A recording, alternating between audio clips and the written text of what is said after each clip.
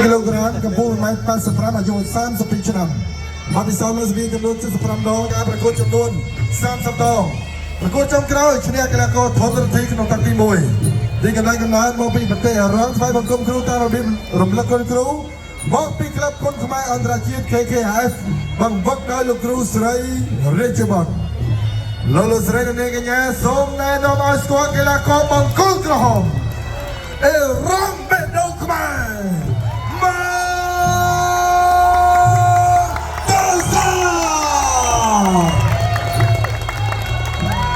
រៀបដៃគូរបស់គេកីឡាករបង្គោលឃីវ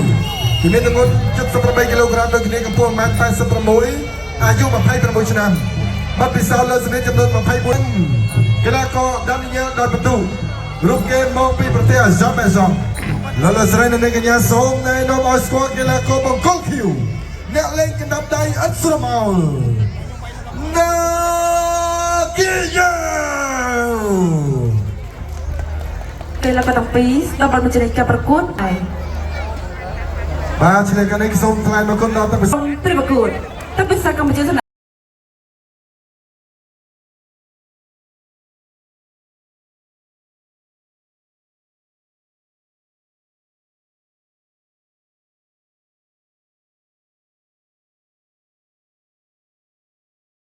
គុណខ្មែរអន្តរជាតិ KKF ខ្ញុំនិយាយបានតន់បាទឥឡូវបន្តចូលពីម៉ូដេសាជាមួយនឹងកីឡាករបង្គោលឃីវដែលគេយកមកពីសម្ភារស្ដាំខាលពីម៉ូដេសាបាទម៉ូដេសានេះគឺទៅផ្ដួលធនរទ្ធីឲ្យសំណុំបងការប្រកួតទឹកទី1ដែរបាទតោះស្ដាំពីម៉ូដេសាបាទតោះស្ដាំម៉ូដេសាដែលគេយកទៅឆ្វេងហើយស្ដាំពីម៉ូដេសាដល់តែស្ដាំពីដែលគេយកបាទឥឡូវបន្តដល់ចូលបាទ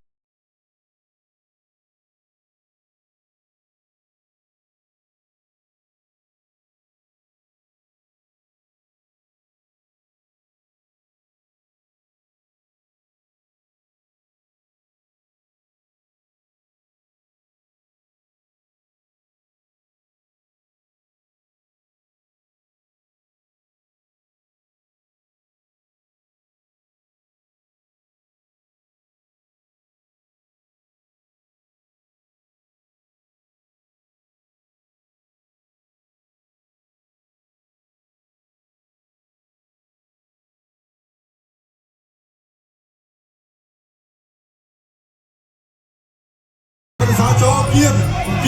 តែគេយកថយអូមិនមានរហូតទៅកៃអូមានរហូតហើយមិនទៅសាមិនស្ដាប់អូកាប់ដងហើយទៅបាច់ឆ្លើយតែគាត់ណាគេយក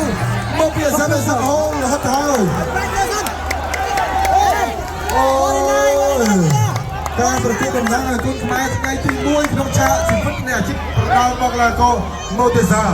បានធ្វើឲ្យអ្នកប្រដាល់មកពីសាមេសហហូលលោហិតខ្លាំងមែនទែនឥឡូវនេះក្រុមគ្រូពេទ្យយ៉ាងណាគ្រូពេទ្យពិនិត្យមើលតើអាចបន្តការប្រកួតបានដែរឬទេអូយកែងស្ដាំហូលលោហិតបាទអូជុំហូច្រើនមែនទែនបងប្អូនយើងបាទអូយធំណាស់បាទខ្ញុំក៏លេងមើលឃើញធំមែនទែនញ៉ាកណ្ដាលជាមួយនឹងគ្រូពេទ្យមកពិភាក្សាគ្នាគឺថាចោលរបស់កីឡាករដែលយើងគឺឈុនមែនទែនវ៉ាវឥឡូវគម្រោងភាសាបាទញ៉ាំណាអូគ្រូពេទ្យពីក្បាលទៅហើយត្រឹមតែមួយទឹកប៉ុណ្ណោះមកទៅសាដួលឲ្យកីឡាករបាទមកពីអាសាមេសង់អូមិនក្រោម10ធ្នេទៅដឹងបាទខ្ញុំមកមួយធំណាស់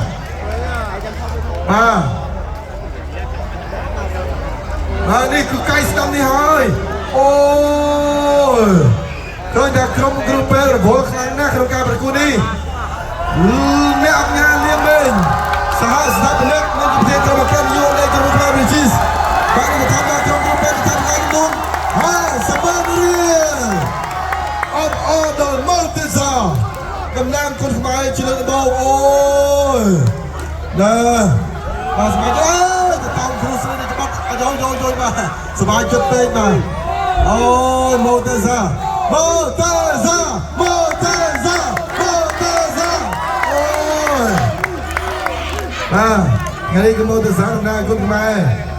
អូយបាទចូលរួមសោកស្ដាយដល់កីឡាករបង្គោលខៀវ